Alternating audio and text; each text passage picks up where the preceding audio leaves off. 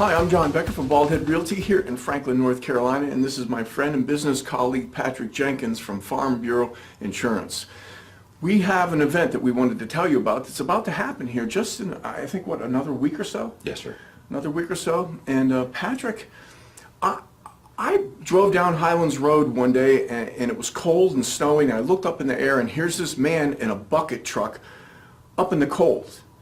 And I just had no idea what he was doing, and then I found out it was Patrick Jenkins, my insurance agent, and I just wanted to get together with him, talk to him about what he's doing, and let the community know what's happening. So what are you doing up in that bucket truck?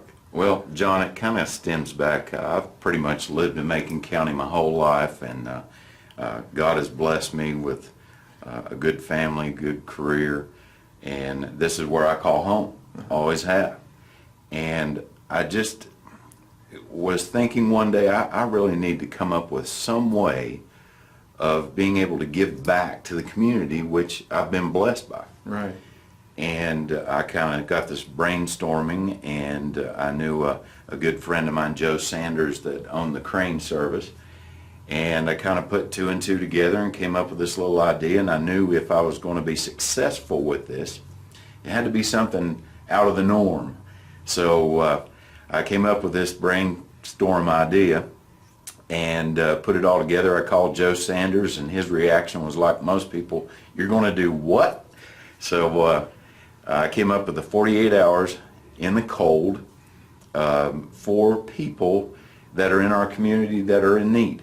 And that's basically myself putting myself out in a situation to where I'm kind of weathering whatever comes at me weather-wise in hopes that it would draw attention to the need of the people in the community that have to deal with this on a day-to-day basis. Well, I can tell you one thing. Every time I went by there and I saw you up in the top of that bucket with the wind blowing in the middle of winter, yeah, I thought, he's either crazy or he's got a good reason to be doing something, you know, up there.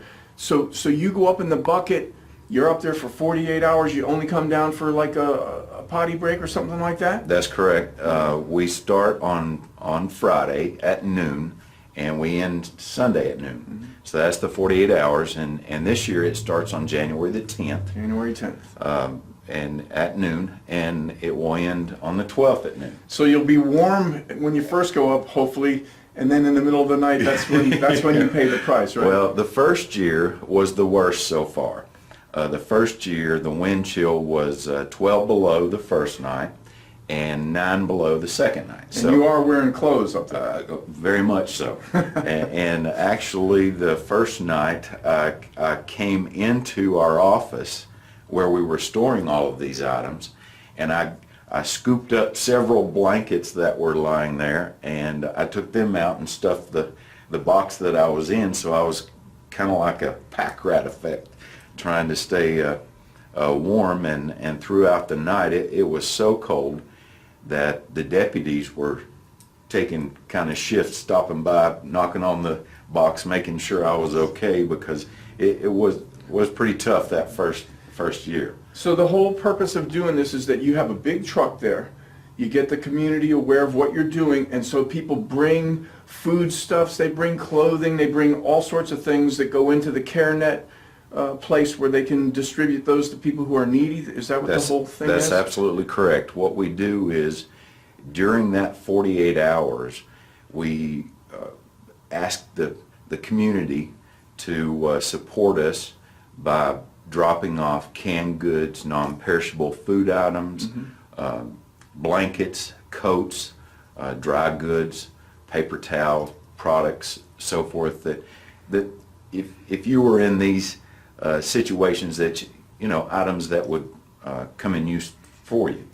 And this will be the 5th year, and we pretty much have averaged about 2,500 to 2,800 coats and blankets. Well, that's fantastic. And roughly about 1,000 to 1,500 pounds of food. So the community has just overwhelmingly responded to this event, and I am so grateful.